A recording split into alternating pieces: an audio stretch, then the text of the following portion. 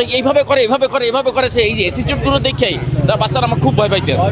বলে যে আমি হলে বই একটা ঘেরিও নাড়াই নেই সারাদিনে শিক্ষামন্ত্রী এইসব আচরণে, তার অ্যাটিটিউড দেখেই বাচ্চা কাচ্চা ভয় পাইতেছে। তো মানে প্রতিনিয়ত শিক্ষামন্ত্রী এইটা করতেছে আমি পরীক্ষা যেমন আমি ভয় পাইতেছি, মেডিকেল করতেছে, কোন সময় চুপ করে ঢুকে যায়।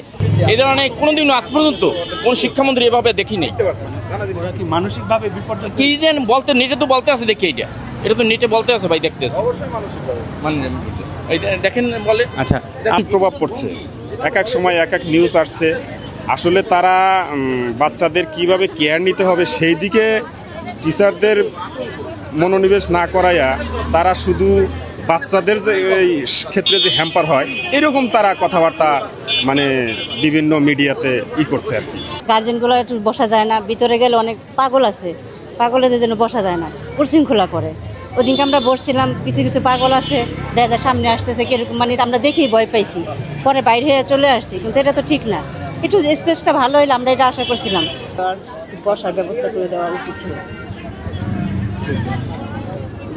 তখন তো অনেকই কষ্ট হয়, অনেক ভোগান্তি হয়, আর টেম্পারেচার তো বর্তমানে অনেক বেশি, অভিভাবকদের খুবই কষ্ট হয় আর কি।